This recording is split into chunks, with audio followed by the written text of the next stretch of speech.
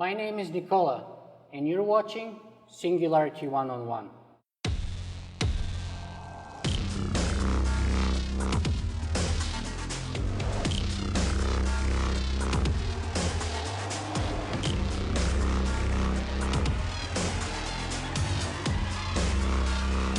Singularity. Today, my guest on the show will be David Ettinger. Hi, David, and thanks very much for having us as your guest at the Cryonicist Institute near Detroit, Michigan. Thanks for coming by. Fantastic.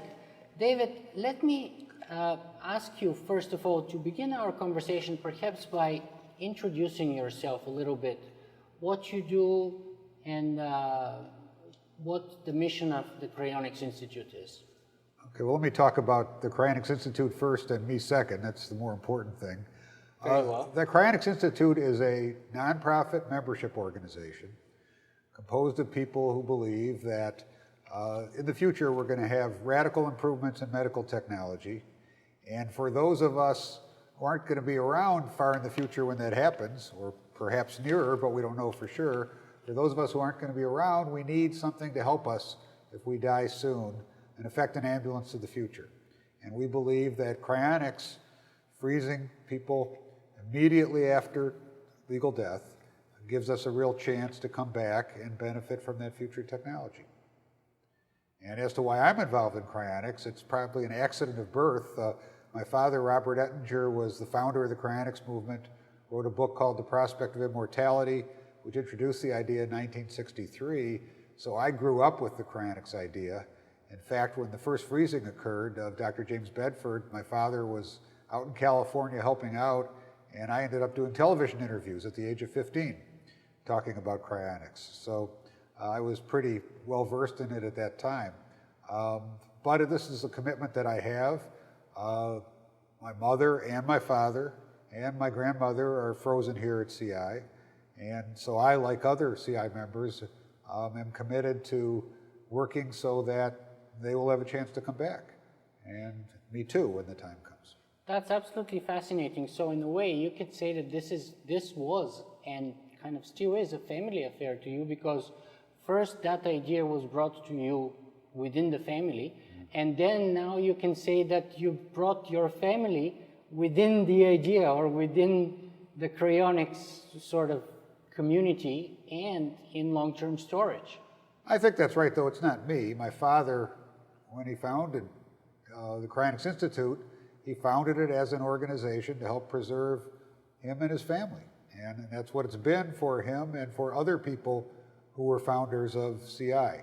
We have several members on our board of directors who have family members who were frozen here. And so really our whole organization is people who want to preserve themselves and preserve their family members and hope, like I do, to see them again. Mm-hmm. And then let me ask you, what is your function, if you have one, within the structure of the Cryonicist Institute? I don't have a formal position. I'm the lawyer to the organization. Mm-hmm. That's my day job, and that's what I do for CI. And I'm an advisor to the organization, sometimes a spokesperson. Like in this case? Like in this case. I've been involved in cryonics for so long that I guess I've learned something about it along the way.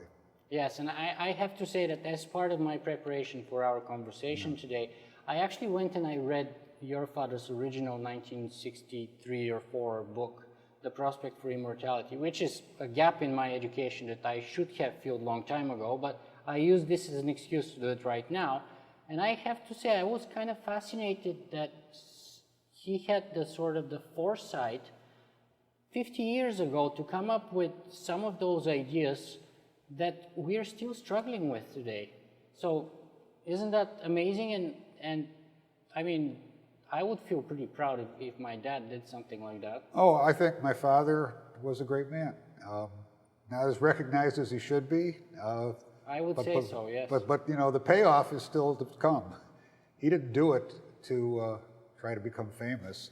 He did it to try to preserve himself and his family. And we certainly hope that that's going to work, and believe there's a very good chance that's going to work. My father actually came up with the cryonics idea in the late 1940s. He was seriously wounded in World War II, His life was saved only because of brand new medical technology at the time, which kind of, the theme of cryonics came up early in his life. If it had been a couple years earlier, he would have died. And he spent 4 years in hospitals and did a lot of reading and read about the initial pioneering research in cryobiology and wrote a little bit about it in the form of a published science fiction story at that time. And he thought, this is an obvious idea, people are going to be proposing it. He was in his 30s, starting his career, and thought, I don't need to worry about it. This will get done by the time I'm older. And then by around 1959, 1960, he looked around and nobody was proposing it. And he thought, I guess I'm going to have to do it myself. He wrote his book. His book at the time made a fairly significant splash. My father did a lot of television appearances. He was on, the Johnny Carson show about 8 times, for example. But nobody took that next step, which he was assuming others would do, and started a cryonics organization. So in 1976, he said, I guess I've got to do that too, and he did that. So my father's course all along was, this is something that makes obvious sense. This is something that I want for my family and for myself, and if nobody else is going to do it, I'm going to have to do it. And that really is an important theme, I think, for people today. Even today, there's organizations like CI in existence, and we will help you, but if you don't take the step to do something that's kind of unusual, that your neighbors and relatives may regard as kind of strange, you're not going to have a chance to live again. You've got to take that step for yourself to some degree.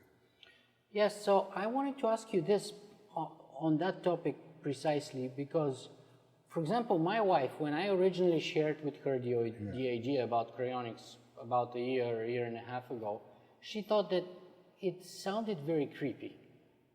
How do we sort of break through that sort of initial sort of feeling of repulsion or kind of pushing back that people seem to have naturally to feel like, and what should we do to combat that kind of attitude, perhaps? Well, one way my father used to do it, and I refer back to him because he was kind of the master at describing these things and did it better than I do, even though I'm a communicator for a living, was with humor. And you read his books and there's lots of jokes in there, some subtle, some kind of corny. But for example, my father said, being frozen is a horrible thing. It's just that the alternative is even worse. And he said, I don't like the idea of being frozen, but being in the ground with worms eating me is a lot more creepy. Yeah. So the truth of it is, I think people don't like to deal with death. Death is a horrible, horrible thing, a final thing that's existed throughout human history, and until now, people had no hope of doing anything about it. Yeah. So what's the rational reaction to this horrible thing you can't do anything about? Try to avoid thinking about it, or create a mythology about it, but we don't need to spend a lot of time talking about that.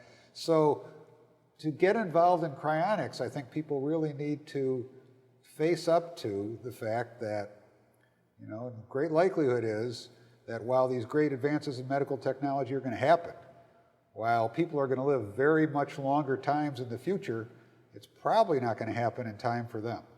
And then you have one choice, one way to get you from here to there, one kind of ambulance to the future, and that's cryonics.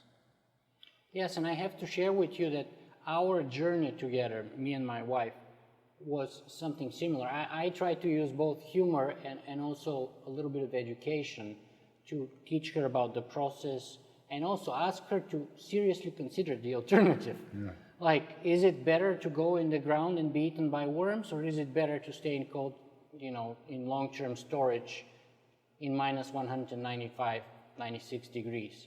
And, it may not sound very, attractive, but it's the best given the alternatives. It's like the least worst of all the options, at least. And this is how me and her, we started with, oh, this is very creepy, to, oh, maybe it's worth considering, to, okay, I'm doing it. Yeah. So I think actually, on the occasion of me arriving here to interview you, a couple of days ago, we had the final conversation where she said, okay, fine, I'm doing it with you, and I've decided. And I was like, thank you. So it took maybe a year and a half of that sort of ongoing conversation, and lots of jokes and lots of sort of tidbits of information and considerations of the alternative. Because she was like, for example, I don't want some technician at Alcor or at the Cryonics Institute to be handling my body. I was like, so do you prefer if it's a mortician? Right. What's the difference? Somebody will, right? If I'm not there, and I mean, I'm not a professional, so probably even if I'm there, I'll be watching. I wouldn't be handling, or if I'm dead and you're there, you wouldn't be handling my body, you'd be watching. And knowing you, you probably wouldn't even be watching. So you wouldn't even know what's happening with my body. So I'd better be in the hands of people that I know, like, and trust, rather than some mortician that I've never heard or seen of in my life. And have the prospect of actually waking up a few decades or centuries later. So to me, there's a very clear and definite benefit upside, whereas the alternative is only guaranteed nothingness. I think that's right, and I think there's a big upside for people who want to become cryonics patients and their families from the hope that it gives you too. You know, I'm 62, and so I'm getting up there a little bit. I'm at the peak of my career. Physically, I don't feel I've lost a thing. I exercise harder than I ever did, and in part, I do that because I want to stay in great physical condition. But, you know, barring medical advances, if things go really well, I've got another 30 years, and probably not more than another 10 years where I could be really productive. So, I mean, I can see two terrible things coming out of that. One, less terrible, but still bad. If this were the world of the future where I could look forward to 150 or more years, you know, maybe I'd be thinking, well, I've mastered this career and it's time to start a second career. It's too late for me to start a second career in our world. You know, by the time I got good at it, or long before I got really good at it, I'd be too old. And I wouldn't be able to carry it on. And secondly, you know, I'm facing the end in a time that is considerably shorter than what I've lived so far. I don't overstate the prospects of cryonics. There's a lot of ifs involved, but I know that it gives me a chance. So it gives me hope, and that's important, and that's not creepy at all. Secondly, for the family, and I think about the case of my father. You know, he lived to 92, and at the end, we were trying really hard to figure out ways to extend his life. And you know, one thing in our society is that at 92, it's hard to keep the doctors interested even. And we were working hard at that, and we failed at that. But we were also working really hard to provide him with the best possible freezing by being prepared in every way. To getting hospice involved, but not only that, me bothering them so they let me know where they were all the time. And the hospice people showed up moments before he expired, so we had him immediately declared legally dead, to having 24-hour nursing for the last few days, because we knew it was near the end. It wasn't very expensive, but we were able then to really be on top of the situation. My wife even talked to the fire department as a backup and said, you know, Mr. Ettinger is a decorated World War II veteran, and we'd really like this help, and explained it, and they had a special sign on their wall in case they got a call from us. We didn't need them, as it turned out, but we did these things. And the net result was, we began the freezing of my father within a minute after he was declared dead. Very important in terms of limiting freezing damage. And so, you know, the next day, after it was all done, I mean, I felt horrible. My father and I were very close. But at the same time, I felt really good that I'd given him a chance, and I'm actually feeling a little bit emotional about it right now, and that I'd done my best and I'd done what he would have wanted. And so it was an awful lot better than if he had just died. I have to agree with you entirely. And here's the other sort of a barrier that we had to overcome with my wife, because one of her problems for considering signing up for cryopreservation was she was saying, well, I don't want to wake up 100 years later with all my family gone. Yeah. And my response to that was very simple. Look, if you sign up, then we have to get your mom. Yeah. If we get your mom, your dad's going to sign up. If we get your mom and your dad to sign up, your sisters and everybody else is going to follow. So, very simple solution. You don't want to be without your family? Great, let's sign them up too, and let's be all together. Like, what's wrong with that? And of course, the key person to sign up for that would be my mother-in-law or her mom. Yeah. So now we're gonna go to that process to see if we can convince her. And I think if we can make that sort of breakthrough there, it will be easier for the rest of the family. Yeah. And there are many, many families who are all involved in cryonics, and sometimes not. There are cases where husbands are involved and wives are not. It seems that men get more positive about cryonics than women typically. Maybe it's an ego thing, who knows. You know, I could have signed up myself a couple of years ago, and right now it's not going to cost us anything because we already have had life insurance for about 10 years now with my wife, so all we need to do is just change the conditions on the life insurance and make sure there's enough money, which there is, for cryopreservation. The reason I haven't done it though is because I wanted to be with her. So for me personally, it was important to be with her and to do it together, because I knew once I sign up, then there's going to be less incentive for us to have that ongoing conversation and for her to eventually change her mind. And that would have sort of entrenched the differences rather than bridge them. And I'm very happy I didn't do it before. And now I'm also optimistic that maybe we would be able to break ground with the rest of our family. Or at least so that is my evil plan. We'll see how it's going to unfold. Yeah, it's an interesting strategy. I hope it works. I hope so too.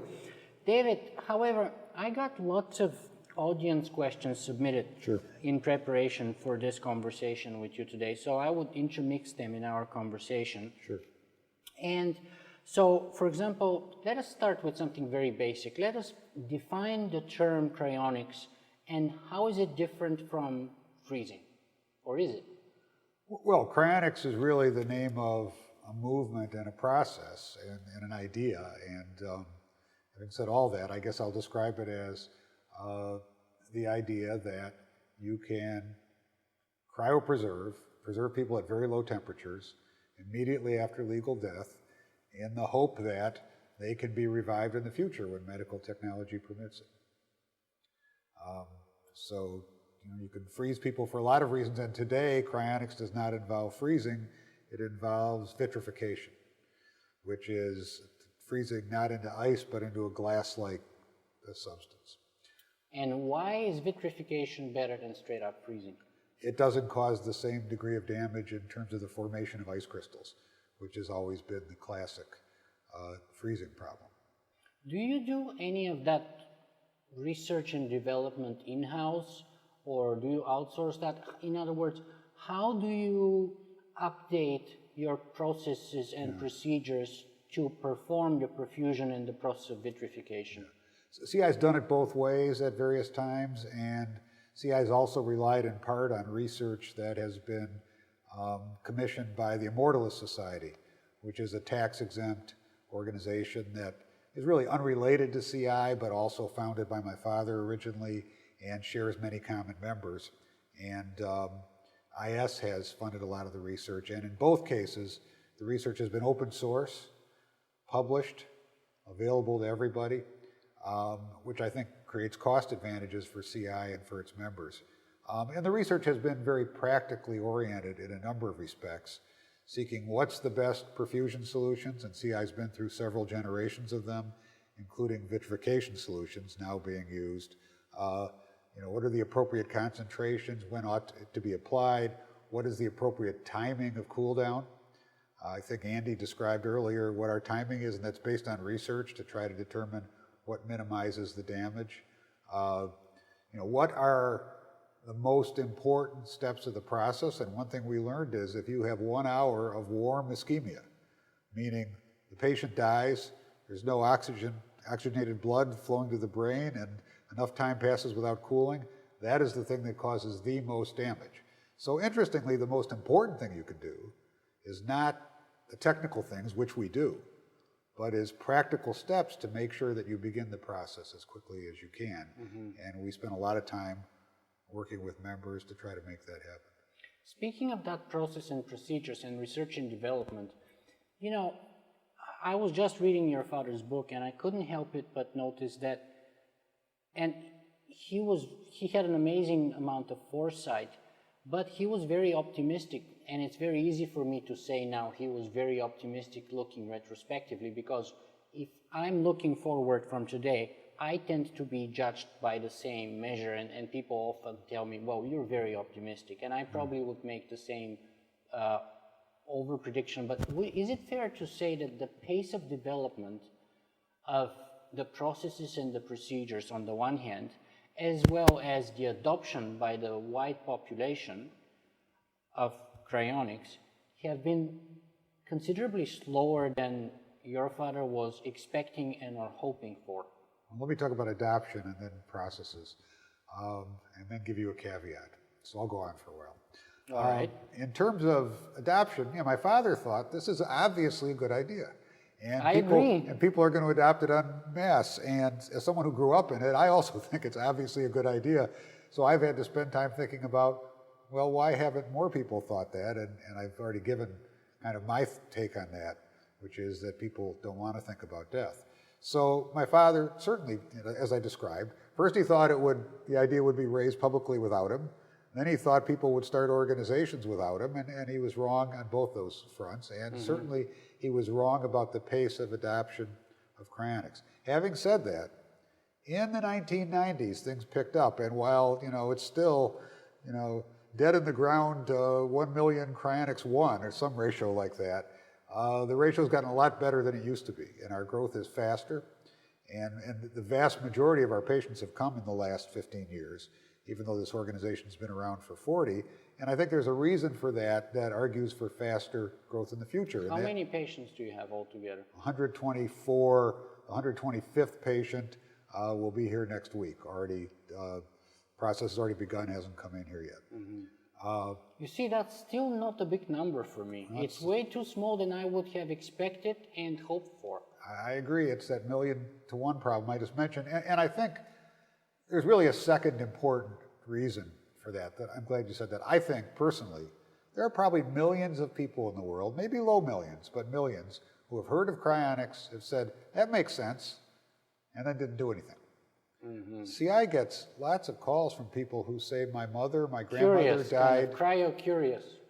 Well, cryo-curious, or even cryo-convinced, but not cryo-committed, if we want to coin some phrases. Because we get a lot of calls from people who say, my mother died a week ago, my grandmother died 2 weeks ago, what can you do? And it's too late. The problem is 2 weeks ago, my goodness. People don't, because people die unexpectedly. People get very sick, and it's hard to get people to focus on something like cryonics at that time. Yeah. And so you really need to, at a time when death is not imminent, take steps. Go to cryonics.org, if I can put that plug in. Sure, of course. And on the web, read about us, commit, join, sign a contract, and make sure you figured out how you're going to make sure this happens.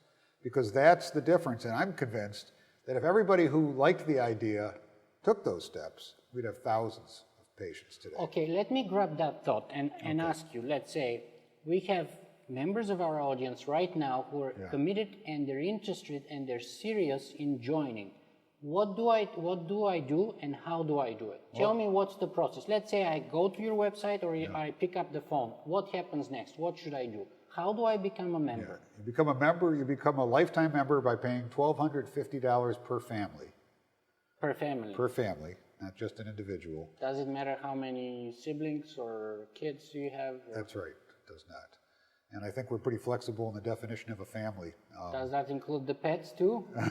And yeah, if people have pets that they want to have frozen. Because a lot of people consider pets members of the family. There's no extra membership fee for pets.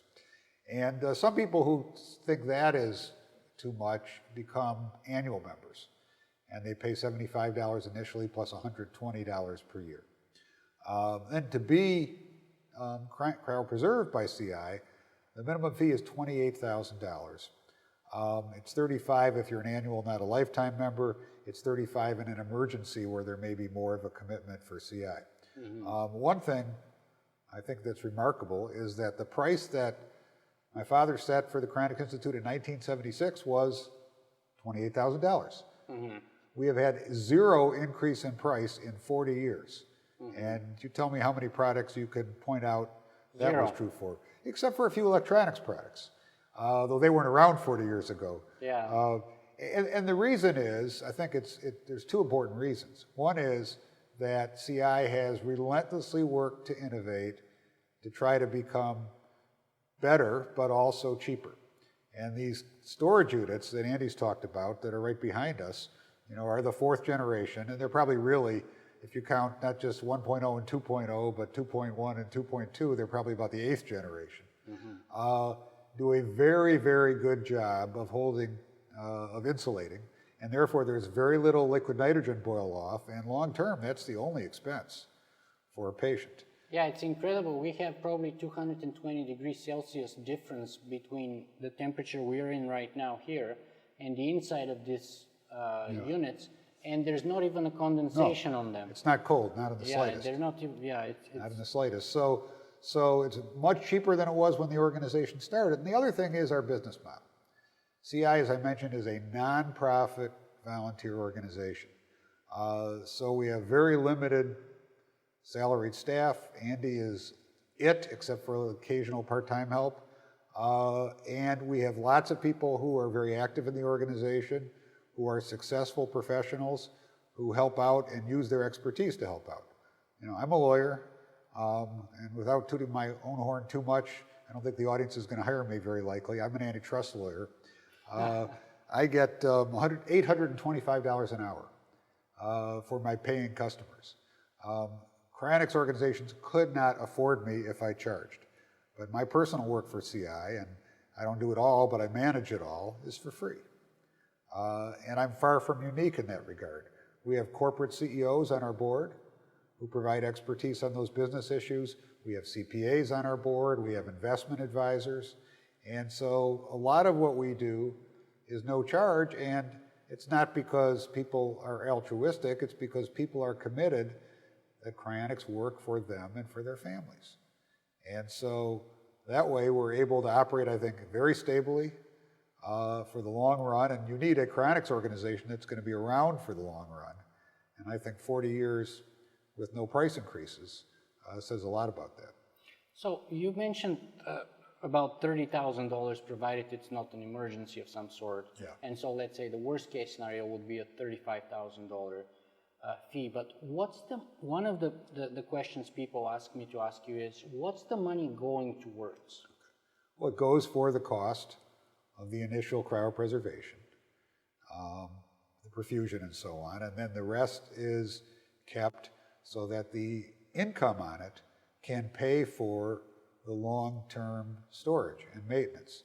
And of course, we don't know how long people are going to have to be frozen for, so you want to be able to maintain them indefinitely. So you need a capital fund, the income of which can be used to maintain the bodies indefinitely, and that's what a large part of that pretty small sum goes to. So a portion of the funds goes for the procedure itself, and then another portion goes for the fund, which basically is the sustainability fund that provides for ongoing expenses indefinitely. Right, right. I should add that those fees are for a patient who is treated here in Detroit. If a patient dies remotely, and many do, there can be additional expenses ranging from nothing in some cases to most commonly a few $1,000s for the assistance of a funeral director. And in every case, we provide information and assistance to them. What funeral directors do is very much like perfusion, and so we can aid them in even doing the perfusion offsite if need be. Up to there's this organization called Suspended Animation, which is a cryonics organization which does standby perfusions, and their fee is about $60,000. So some members, and I think they do it really for several cryonics organizations, they do all the remotes. Some members choose that, others use funeral directors, others get assistance from standby organizations of our members in various locations. We have a Cryonics UK, a group in Toronto, and more are forming, and we are about to come out with a standardized standby kit for such groups. And some of them don't charge at all. So the costs of having these things done remotely can be, very modest, much more modest than our full fee, depending on the circumstances and the choices that a patient makes. Yeah, that was actually one of the follow-up questions that I had that you kind of preempted almost completely, was, and that was broken into two parts. Like, what about us in Canada, who are very interested in being cryopreserved? What can you offer to us? And then, even one step further away, I have lots of people from the United Kingdom, from Germany, from other parts of Europe, and even the rest of the world who are interested in potentially becoming members. What do you suggest we should do? Well, first of all, that's not a new issue for us. Almost a third of our members are outside the United States, and 30-some of our patients of the 125 are from outside the United States, including as far away as Asia. So, we are used to dealing with those kinds of issues and do so all the time. We have dealt with the knotty issue of what does $28,000 mean if somebody's working in a different currency, and figured out how to do that and so on, to deal with those kinds of fluctuations and that problem. But even more importantly, we're working with groups of our members in various locations to form these standby organizations so that they can work together and help each other. And that's yet another solution. There are also, in Asia, and I don't want to be specific, there are groups that have come to us who want to work with us, form their own affiliated cryonics organizations, and we're in talks with people on those kinds of topics. So, we are a worldwide organization and becoming more so. Let me go back a little bit about the question pertaining to the speed of progress, because we addressed one half of it and we kind of... You're right. I went off. I digressed. I digressed you too. So let's talk about the speed of progress. And we already covered the adoption issue, but what about the speed of progress? And that would be pertaining both with respect to the procedure and the sort of perpetual improvement and of the efficiency and the speed and the quality of the preservation and vitrification, as well as the eventual long-term storage. Right. I mean, you guys have very modest budget, I imagine, compared to the scientific potential that we can focus on these issues so that we have better processes, better storage facilities, better storage technologies, and once that scale reaches up a certain level of adoption, it will be also infinitely cheaper, so everybody wins.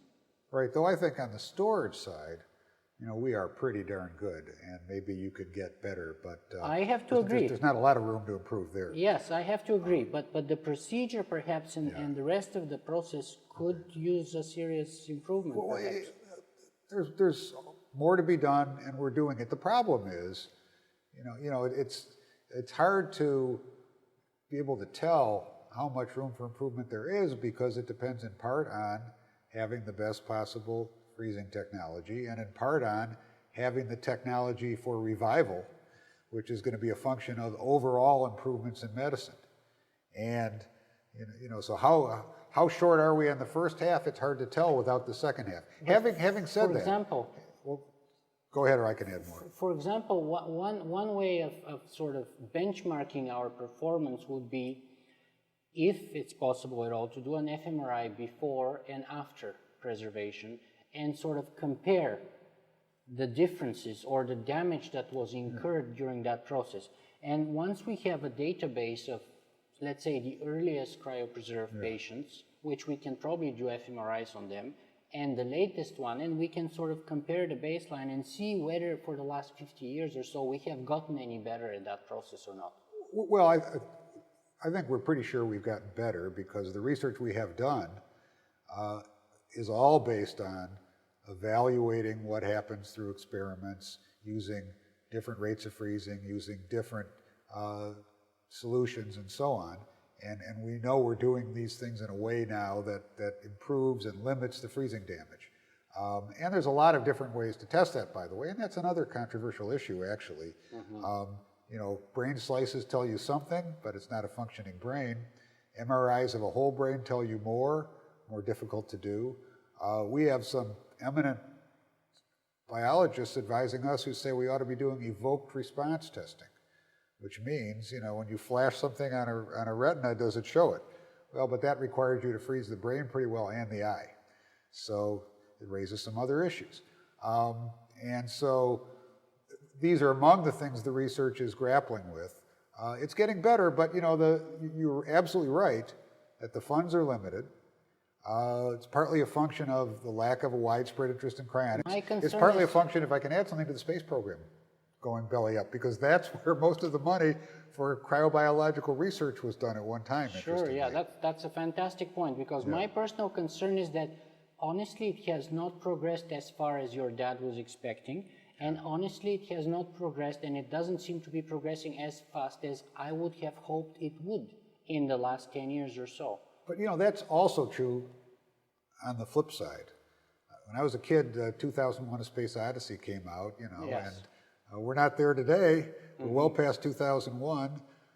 More and more we hear, where are those flying cars we were promised? On the other hand, in other ways, things have happened more quickly.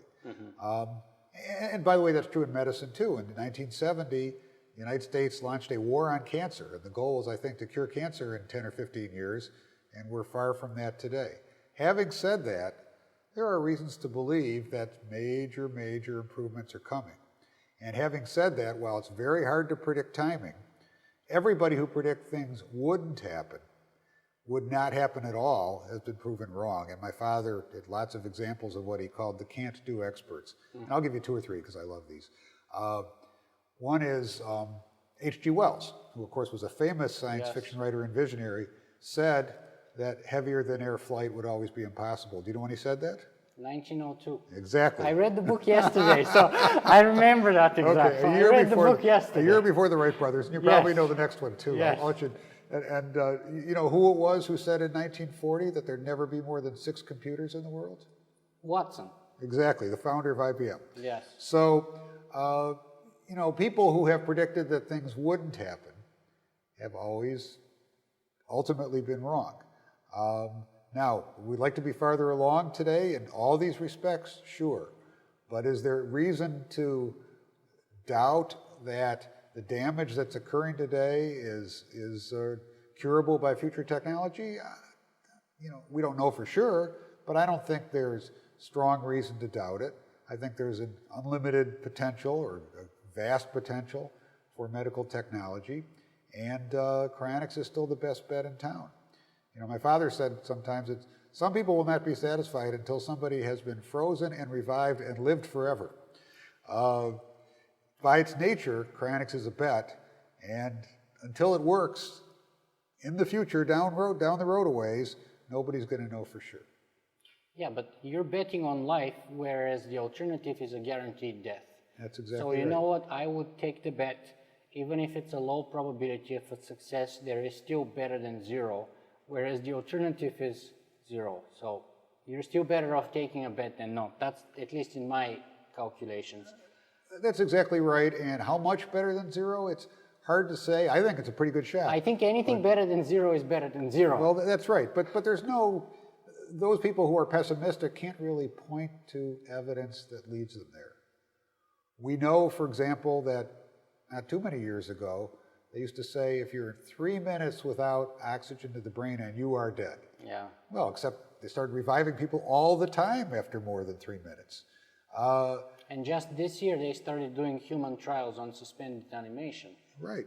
So the reasons for pessimism are usually rebutted. That's the lesson of history. Yeah. And I think the same is likely true of cryonics, though nobody can be sure.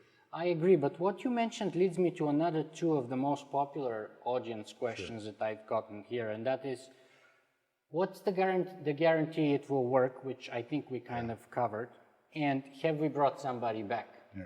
So would you like to very quickly address those two, perhaps, because time is advancing? Well, there is no guarantee that it'll work, and we're real clear on that, and I think we've talked about that. Why haven't we brought somebody back? Because that's going to require technology that can, 1, cure freezing damage, and 2, or vitrification damage, and 2, cure what's ailed you.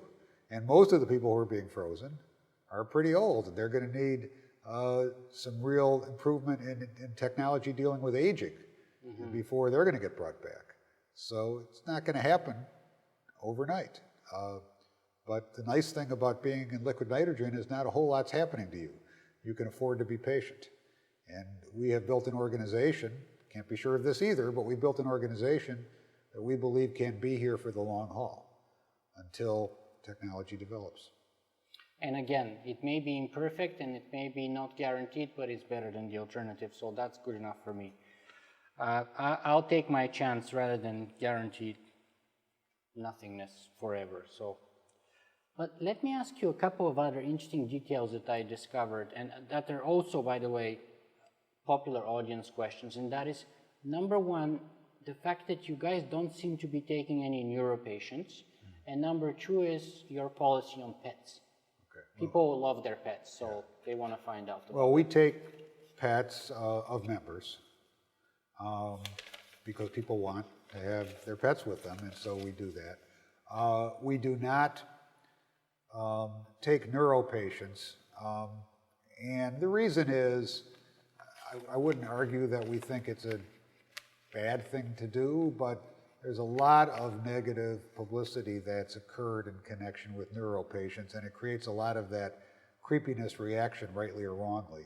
And so our judgment has been that it's just not a good idea, so we don't do that. Mm-hmm. And of course, we're so inexpensive already that we don't believe there's a need to limit people to neuros in order to make cryonics affordable.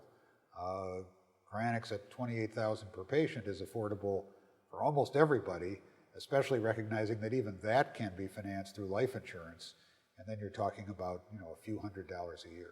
Mm-hmm, mm-hmm. One of another audience questions, which kind of pertains to your price, our price conversation here, is the question with volunteers. So somebody sent me this question about the difference between the work or the quality of the work done by professionals and by volunteers. And their sort of implying was that when you have people doing volunteer work, perhaps the quality of the work done naturally tends to deteriorate as opposed to people who are professionals. Well, first of all, volunteers are not doing the cryopreservation. Andy, our facility manager, has been working here for about 30 years and knows about as much about cryonics technologies as anybody. He's grown up with those technologies, and with my father, innovated a lot of those technologies. And he's a paid employee, and we work with other people who are. It's also the case, though, that where we use volunteers, we use people at the top of their profession.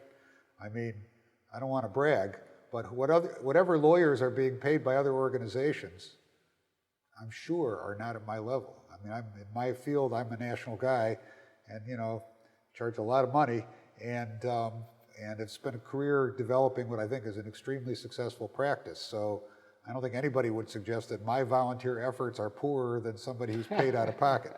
And that's true across the board for us. I mean, we have, very, very skilled people. We have people advising us on research who are considered the fathers of their fields in research. We have, financial professionals who are extremely skilled. We have corporate CEOs, as I mentioned, and they don't have less incentive than somebody who's paid. I would much rather have somebody like me or like other people in cryonics. I'm doing this because I want my father and my mother and my grandmother to come back. You tell me, is that more of an incentive or is it a few more bucks per hour? I really think that our business model is more effective. Now, does everybody volunteer? No. I mean, a small fraction of our members volunteer. But that fraction, is more than enough to make a real difference here, to perform essential functions and perform them at a very high level.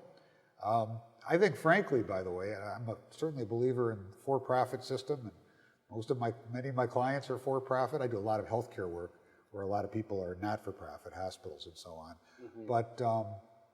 But in cryonics, where, as you pointed out, things have been slower than people hoped for, I think anybody who's trying to make money faces a danger of getting distracted by that. You've got to be in something for the long haul where the big dollars just aren't here and likely aren't going to be here for a while. And so you need a business model, and you need people in that business model who are motivated even if there is no profit to be made. And, you know, my situation, if we never added another patient, it's not going to happen. If we added a patient we're adding a patient this week, we're adding patients all the time. But if we never added another patient, would I go away and say, oh, there's no money to be made? No, I've still got my father and my mother and my grandmother here. Yeah, and as long as we've got the capital to keep this joint running, I'm going to make sure that they're around so we can try to get them revived. And that's a whole another level of commitment than a few people getting paid who come in for a paycheck and then leave. And I would much rather have, again, highly expert volunteers who are willing to do this for the benefit of themselves and their families than somebody getting a paycheck. From an organization that may or may not, you know, have the volume to pay as many people as it would otherwise need to pay. And I'm not just talking about CI, I'm talking about any cryonics organization. We've had foreign groups come to us and wanted to affiliate with us, and I remember one, I won't even tell you the country. They did a business model, and it showed them with 20 patients in the first year and making money. And I had no problem with their being for-profit, but I said, come back to me with a business model that shows you with no patients in the first year, and you're still able to sustain, and we might be interested, because if you're not looking at this for the long haul, and if you're not prepared to go slowly in a country where there's essentially no knowledge of cryonics in the particular case, it's not realistic. I hope you do great, but you know, this is not a get-rich-quick scheme. That's been established by now. You know, back in the 1960s, the get-rich-quick guys would come to our house. I remember them when I was a kid, and my father would send them away, and none of them got rich. Cryonics isn't for that.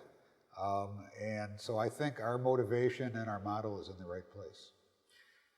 That's excellent. So let me give you another concern that was submitted to me, and that's securing against vandalism, theft, or sabotage. So people are concerned. They're here. Let's say they've had very good vitrification done on them. They've been successfully placed with the minimum damage in long-term storage. How do they? In other words, what kind of measures or action do you do to minimize vandalism, theft, or sabotage? We've worried a lot about that, and not just those, but you know, natural disasters, fires. We spend lots of times on board meetings worried about that. As you can imagine, people are worried about themselves and their families. And so, number one, we have state-of-the-art alarm systems that connect to police and fire. We're very near fire department and the police department, and connect to local members. We have video camera systems, which the board can view and does real-time, remotely, to make sure things are okay. We have somebody here almost all the time. We have units. You know, you could take a mallet to this thing and it wouldn't have any effect on it.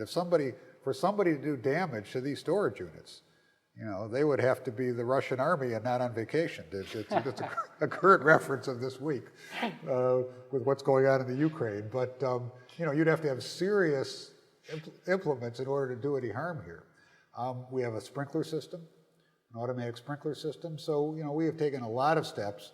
And if anybody has a bright idea about any more, we are open to them, because everybody wants to avoid not just the likely problems, there really aren't any, but the unlikely problems, because we need to be here for a long time and avoid all those problems.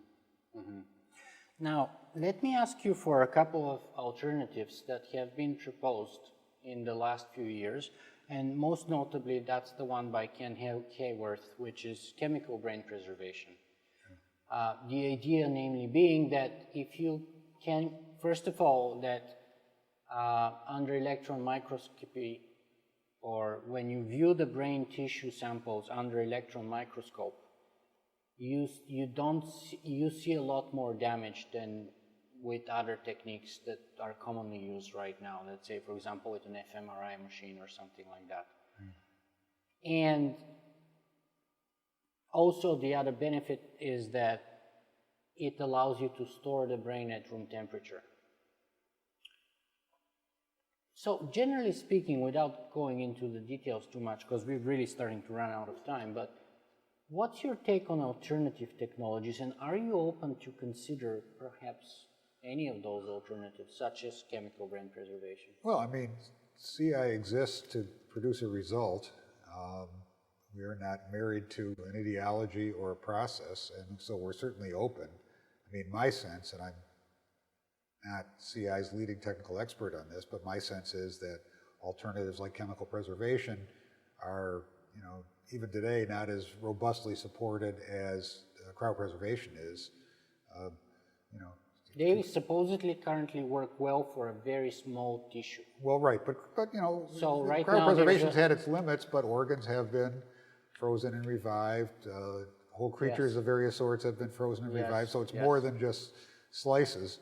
Yes. And so I would say it's premature to start offering something like that, but we're open to new ideas as the evidence develops. Mm-hmm. Yeah, and I think that the Chemical Brain Preservation Foundation actually has an award for the first mouse brain that would be preserved, because we haven't even gotten to the scale of mouse brains yet. And yeah, that's an interesting competition that I'm watching myself carefully, actually. Would you happen to share if you have any sort of views or relevant ideas about transhumanism? Because a large part of my audience consists of people who would consider themselves to be either transhumanists or H+, or any of the other labels on our community. So what's your take on transhumanism? Well, my father wrote a book in 1970, I think, called Man into Superman, which some people say, I don't know the history, was really the first book about transhumanism, and talked about a lot of things that people started talking about a lot more 3-4 decades later. So in cryonics, I think cryonics is kind of inextricably intertwined with transhumanism, because unless you're going to have radical improvements in medical technology, there's not a lot of point to cryonics. If aging is not going to be, dramatically extended, there's not a lot of point to cryonics. And so a lot of things are going to come with that. So to that extent, I think transhumanists, cryonicists should believe in a good part of what transhumanists believe in, and vice versa. Mm-hmm. And if you're a transhumanist and you think all these things are coming and the singularity is coming, I would take you back to our conversation of a few minutes ago. Where are the flying cars and where's the cure for cancer? Don't be so sure it's going to happen in your lifetime. There are some famous transhumanists whose names I won't mention who predict things by 2020 and 2030, and I kind of wonder if they do that. 2045, yeah. I kind of wonder if, these guys do it earlier because they won't be around by 2045.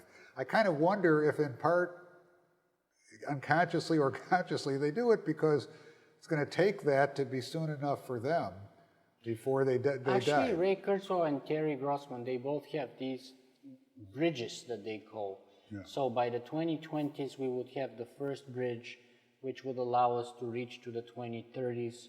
There are all different kinds of technologies or breakthroughs that we're hoping for, right, that would carry us forward another 10 years and then another 10 years.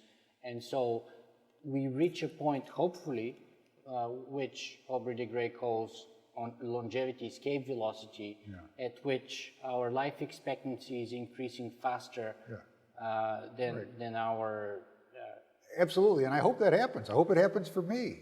I'm 62, and one reason I get up and do that elliptical machine furiously age, every morning, right? Every morning is because I would love not to have to be frozen. As my father said, it's... And you look as fit as him too, by the way. Yeah. So, but I also know that people's predictions as to timing are worth very little. The human body is vastly more complex than people used to think, and we just don't know how long these things are going to take. And I would say for people, especially in their 40s and 50s and 60s and older, if you're counting on something other than cryonics extending your life, you are not covering your bets. So perhaps, David, this may be actually the best time to bring our conversation to an end, because time has advanced substantially anyway. And my traditional last question that I always ask of all my guests is, what's the most important thing? What's the one thing that you would like our viewers and listeners to take away from this conversation with you today? I mean, the most important thing is take steps and be prepared. Go to cryonics.org, ask your questions. If you're satisfied, join the organization, make preparations, because terrible things can happen when they're unexpected. Andy mentioned to me just today that a funeral director who had worked with us some years ago died of a massive heart attack in his 50s the other day. Unfortunately, these things happen, and you really need to be prepared. And like in my father's case, we were really prepared, and we maximized his chances. If you're not prepared, you're not going to get frozen at all. So you just need to take those steps, and there's a big community of people here who are going to work with you and help you if you take them. But you got to start yourself.